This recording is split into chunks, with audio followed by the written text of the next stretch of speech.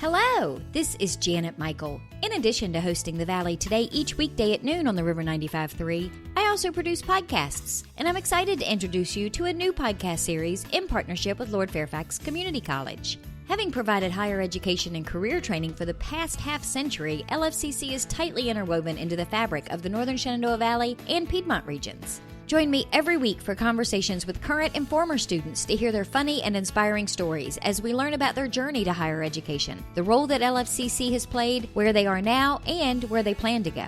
We'll also talk to current and former professors about their experiences and best memories of LFCC over the past 50 years. Get every single episode as they're released on our website at theriver953.com under the podcast tab, or you can subscribe for free in Apple Podcast, Google Podcast, on Spotify, Amazon Music, wherever you listen to podcasts. Just search for LFCC Stories.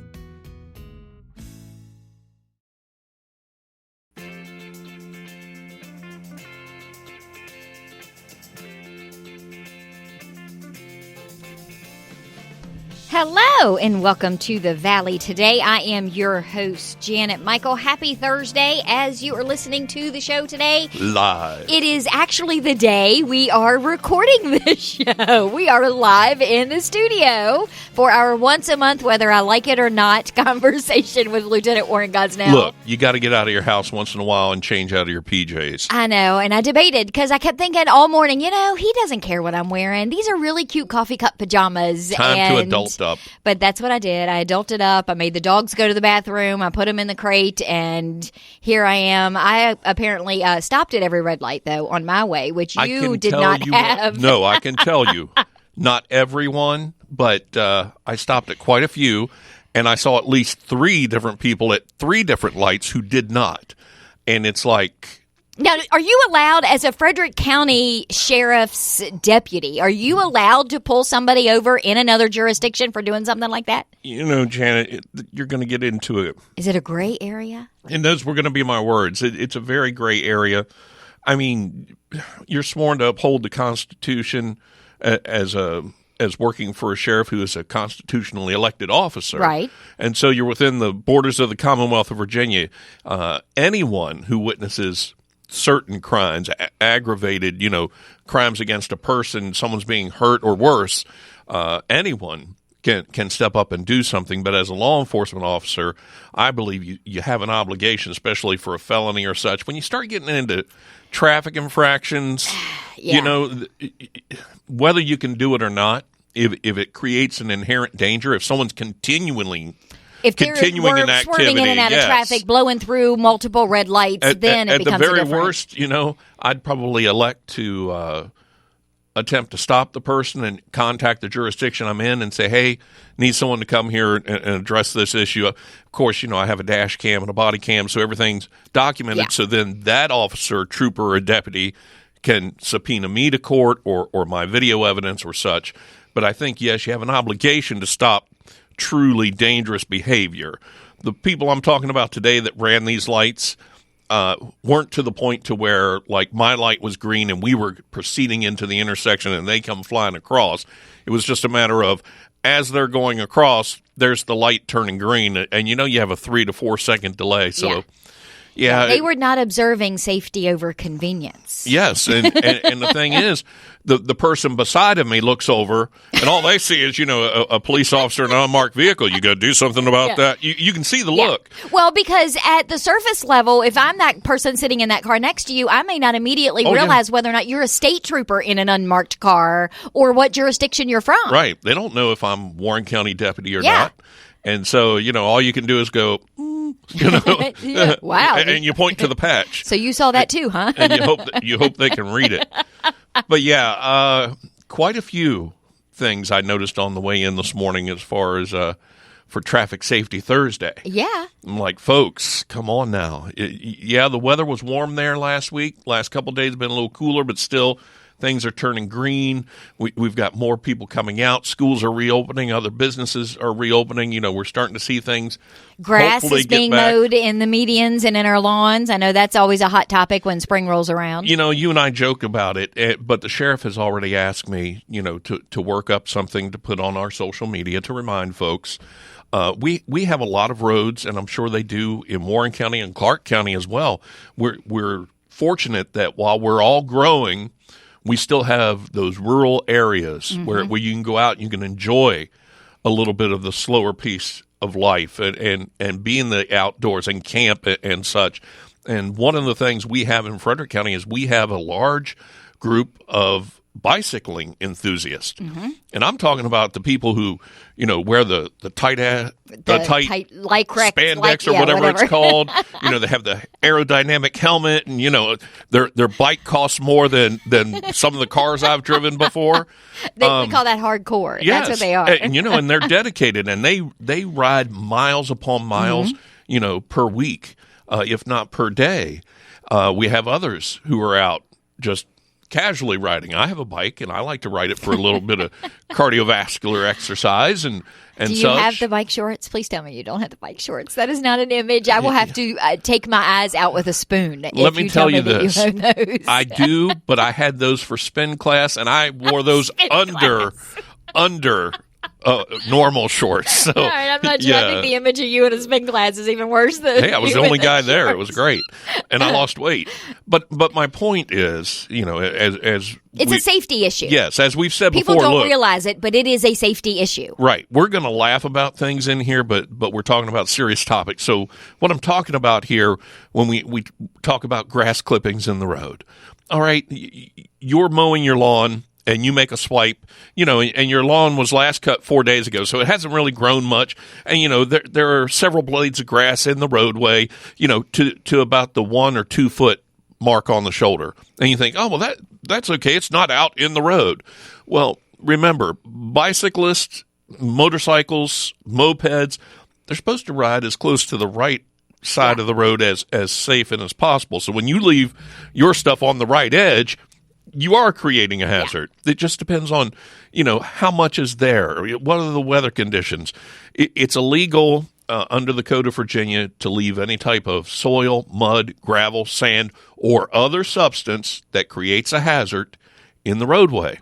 And the argument that you will get from these groups and these cyclists is that grass creates a hazard for them because it's slick. It contains moisture. Even, middle of July during a drought, why are you mowing your lawn in the first place? You know why you mow your lawn? Because it's grown. You know why it grows? Because it gets moisture and light from the sun, photosynthesis, something like that, right? So when that grass is cut, especially freshly cut, it's out on the pavement, and then vehicles or whatever starts running over that material, that little bit of moisture in all those hundreds upon thousands of blades of grass starts to seep out onto the roadway. So when bicycle tires or motorcycle tires or moped tires hit that substance, they can lose traction. And when you're traveling 35, 45, 55 miles an hour, okay, for the motorized vehicles, you're going to cover a great distance in a short amount of time, and you need as much traction as possible. The normal patch of tire for a motorcycle that's actually in contact with the ground, and I know you folks at home can't see it, but it's about that big, Janet. Yeah, it's not even a 6-inch piece. Yeah, it's about a 4x4x4 square. Okay, that's all the rubber that they actually have on the road, and only 2 tires. So it does create a hazard. And what we're asking folks, and I'm sure there was a recent post from the Front Royal Police Department I saw on social media, and they had a picture, and I mean, that road was covered. It was on both sides. It looked like a dirt road or a grass someone road. took a bush hog and pointed it out towards the road. But it actually happens that way. But it doesn't have to be that to that degree. Like I said, if it's on the right edge on either direction, that's where these folks are supposed to be riding their bike. Okay, they're supposed to be on that edge. So, and we're not talking either like major roadways like Commerce Avenue, Route 11. We're also talking in your neighborhoods, in your subdivisions. We're talking subdivisions, back roads, wherever there's going to be any type of traffic, whether it be vehicular, motorcycle, or bicycle. Any of that type of traffic, it'll create a hazard. And what we're asking is, one, if you can, point the chute back towards your own property. Mm-hmm. Blow it back towards your own property. If you can't, then before you're done and before it sits out there for a half hour, when it's safe, go out there and blow it back into your property. If you don't have a leaf blower, because if you watch like town crews and city crews and professional landscapers. landscapers. They go out here, and when they create that debris, they go out with the leaf blowers and they clean it up before they leave. There's a reason for that. Not only is it aesthetically pleasing, but it doesn't leave anything to chance, because if someone comes along, slips and falls based on the debris they left, guess who picks up the tab? Mm-hmm. It's going to be the same thing for someone that does it in front of their home. If you're out on a back road and you have a big piece of property and you do it and you leave it there and someone comes along and they get injured, that's on you. Right. And it is against the law. Whether you agree with the law or not, it's not for me to debate. The legislature obviously had someone come and say, hey, this is an issue. They agreed it was an issue. They passed a law. Yeah. Law enforcement is now in the position, if someone calls and makes that complaint or we see it as a hazard, we need to act. Do we have better things to do? Yes. Absolutely. But I don't get to gauge what I do. Right. Once a problem's pointed out, it's time to handle it. Yeah. So Tim takes his mower. Sometimes he doesn't want to drag the blower out. So he'll take his mower into the road and use the mower itself to just blow the grass back up into the little ditch in front of our house. And the only thing I'm saying is make sure it's safe to do it before you do. Yeah. For some of you folks that are on a 45-mile-an-hour back road. Makes it a little more complicated. You got a blind turn or something. Just make sure it's safe to do it.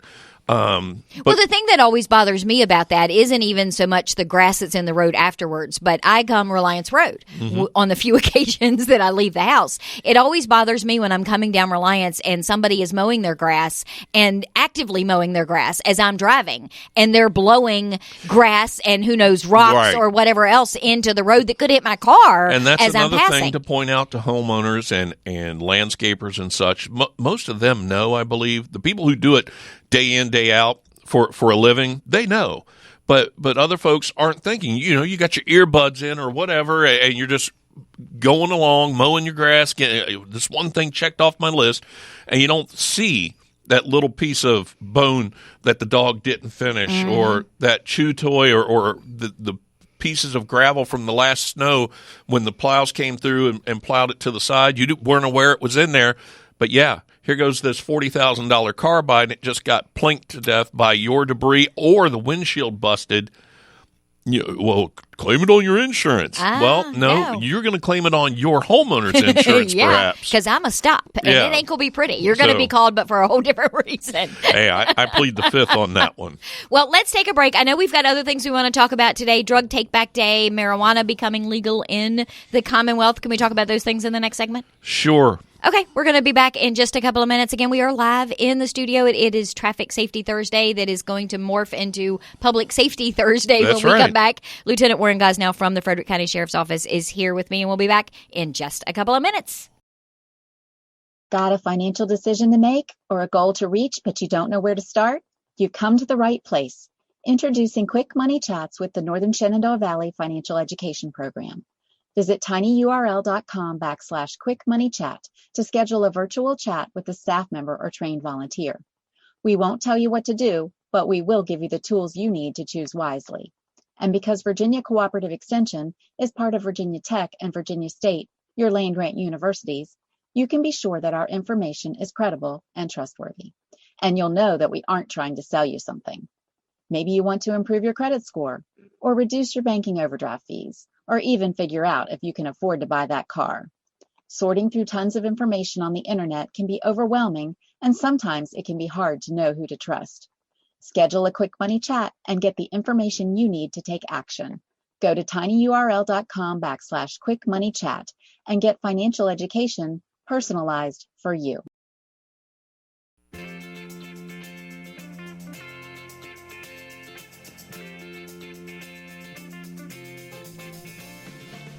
Welcome back to the Valley. Today, I am your host, Janet Michael. We are live in the studio today. Once a month, whether I like it or not, Lieutenant Warren Gosnell from the Frederick County Sheriff's Office is here. And I forgot, Gos, at the top of the show, because, Nikki always has a message for you. She's Nikki, listening live today. My number one radio fan. So she had an interesting thing that she was telling me this morning, that she is now not only one of your biggest fans, apparently she is also some serious competition for you. Oh, well, I welcome the competition. We did a live show back earlier this month, another rare moment when I came into the studio, and because it was live, she was able to turn the tables and made me the guest. Oh. I wasn't overly happy about it, but I went along, and she has gotten a ton of feedback from people who thought that was hilarious and loved that. So she might now be your biggest competition in addition. So you're going to start throwing her under the bus like you do me? I mean, no, because she's my friend. I thought I was, but hey, Nikki, thanks for joining us. Yes, I'm going to tell you what I've said to other people before in joking. Okay, you say she might be competition for me. If she ever hits me and I find out about it, she's going to be in trouble. Okay, we're going to switch gears. Yes, please. We're going to talk about Take Back Day. Yeah, let's talk about Give up your drugs. The DEA and the Sheriff's Office and other law enforcement agencies, twice a year have Drug Take Back Day. Old prescription medications, over the counter, anything. So even like cough syrup, Robitussin, or any of that stuff. I believe anything that qualifies as a medication that has anything in it, alcohol, other substances. What we're trying to do is, number one, cut down on the abuse of these items, but number two, also to protect the little ones in the household and such who may accidentally get a hold of something, folks who are not having the best go of it at the moment, that are looking for something, right? If they're not in the medicine cabinet, nobody who isn't supposed to have them has access to them. I've been prescribed medications before when I've had medical issues such as kidney stones or I've broken a bone, and I can tell you, Janet, I've never taken the full bottle. Mm-hmm. I've taken 1, 2, maybe depending on how bad it got, because that's just the way I am. I don't want to risk it. You hear these horror stories of someone that had to do pain management on hydrocodone or OxyContin, and before they knew it, they couldn't go without it. That scares me. There are a few things I'll say scare me. Snakes one, spiders two, and that type of medication dependency is a third. Yeah. But so I've never taken the full bottle. That's what this is for. Someone like that who's like, okay, the injury was 6 months ago. I'm back to being well. Or it was an ongoing issue, but now the medication's expired and I haven't used it. I've changed it. They've given me something different. This gives you a safe way to dispose of it. And it's Earth Day. We also don't want that stuff ending up in landfills. Correct. We don't want it in the toilet People that's going into the water system. And do other things, and it's like, or they throw it in their garbage. And again, you don't know. And some people are like, well, someone gets in my garbage and takes it. It's not my fault. Well, why risk it? Until you got all these crazy neighborhood cats that are all jacked up on some sort of we have a cat colony in my subdivision, and the one thing I like about it, there are probably 3 different outdoor cats that come to the house and pay visits because there's a little food bowl set out on the porch. But Aww. I'll tell you this, I haven't, knock on wood, I haven't seen a single snake in my yard, and I know it's an old wives' tale, but I grew up in the country, and I was always told if you had a farm cat, you didn't have to worry about snakes. Or mice, mice, yeah. I don't, well, the reason, so here's what my husband says. The reason you don't have to worry about the snakes is because the cats are keeping the mice away, which is what the snakes will eat. So it's all in the circle of life. Okay, there we go. Yeah. Kumbaya. There you go. But yeah, so get rid of it. Where can I take them? 10 to 2 this Saturday. The drugs, not the cats. Correct. In Frederick County, we have several locations. Walmart on Northwestern Pike Route 50. Mm-hmm. The Walmart on Maranto Manor in the Stevens City area. 522. Walgreens on Valley Mill Road off of Route 7. Mm-hmm. And, of course, the Public Safety Building at the Sheriff's Office. All will be able to take those. Check your local law enforcement agency's websites here in Front Royal, Warren County, Clark County, Shenandoah County. Page County. They'll be able to tell you what locations, if not their own offices, probably. But I think it's a set time between the hours of 10 and 2 for everybody. And it's because they put those containers out there. You don't have to check in. You don't have to we have to coordinate getting it into right. the hands of the right agency to dispose of them from there. But you literally, as a consumer, would just drive up, drop them in whatever the container, and be on your merry way. Asked, was this your medication? What is this medication? Nope, just get rid of it. And so, I think last Take Back Day, October of last year, 500 tons nationally. Let me point that out. Well, duh. I mean, who in the world would think that in Frederick County we could collect 500 tons? Well, I can tell you, 500 tons nationally were collected in one day, and through the 20, I think this is the 20th Take Back Day. Because they do it twice a year. Yes. 6,800 tons. Wow.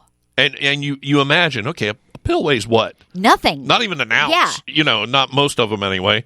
And so you imagine how many pills it takes just to make 100 pounds. Put that beside you. Well, It now, might be are about you as tall dropping as them you. off in the actual pill bottle? You Do you can. recommend people put them in a Ziploc baggie, or does it matter? Yep. I plain brown bag, whatever it takes. Okay. Just leave them in their container. Don't handle them, and just bring them. Okay. But yeah, 100 pounds of pills, and then 1,500 of those to make a ton, and then 500 more. I'm like, that's a lot. Yeah. So yeah. So I'm going to switch gears a minute because Yeah. we're talking about legal prescriptions. Mm-hmm. Something else is now legal Or going to be. or about to I be guess, legal. What's the status of marijuana being legal Cannabis. in Virginia? I prefer cannabis, and the marijuana consumer will probably agree that they prefer the term cannabis, the devil's lettuce, the wacky weed, whatever The they Mary want to Jane, call is it. that Yeah, what it's called? Yeah. I got a couple different thoughts about it, and of course, I've said for years, and when I've taught in schools and colleges and such, this is one of the questions that came up. I guess it won't anymore, but it would come up. What are your thoughts on legalizing marijuana? And I can tell you, my thought was, go ahead and legalize it, regulate it, tax it. You're going to find folks that you're not going to be saving any money, maybe if you grow your own, but remember, you're only going to be able to grow a certain amount. Also, remember, you're only going to be able to possess a certain amount. Right. In your home is going to be different than out in public or in your vehicle. I want to say it's 3 ounces? I don't know. It Something is like never that? going to apply to me, so I have not educated myself on that topic at all. and this is the thing. What I want to point out to people is because they'll compare alcohol. That's the cannabis consumer's argument. Well, and we've had brief conversations about this during alcohol labs and things like that. That's always been my concern so you're going to make that comparison to alcohol, but you have a way to gauge and test alcohol. You can do a breathalyzer. You can do a blood test. Okay. What are you going to do for marijuana? Let's step back from that. You're talking law enforcement. Let's take law enforcement out of it for a second, and then we'll come back to it. Let's talk about just the use. Okay? Because the cannabis consumer is arguing you regulate and allow alcohol. Now, you don't allow it to people under 21 for good reason, because they're still growing, they're still developing. You want to restrict certain access. I still say if a person can vote at 18, can be drafted into the military at 18, could possess tobacco at the time at 18, then they should be able to drink at 18. Yeah. Okay? But that's my own personal opinion. And if I caught a 19-year-old drinking, I'll charge them. And especially if they're DUI at the time. You're going to do that and you stay home with your parents or your friends. You're an adult now. That's my personal opinion. So the cannabis user says, then what's the difference between that and marijuana? Because they say more people drive drunk and kill people than drive high and kill people. Now, we may not know those stats now. Or are we even tracking those stats? Well, we do track what's in a person's blood system. When there's a fatal crash, anyone that has unfortunately passed away as a result of that crash, we test to see what's in their system. So there is a way to track it. But we're talking here about the consuming and the consumer. So what I have always said is, okay, if we're going to say alcohol is okay to someone over 21, and, we do have laws in place that say you can't drink this much and then drive, and if you do, here are the penalties. Okay, let's legalize the cannabis. Here are the same regulations. No one under the age of 18 can possess it or use it. This is what I would say.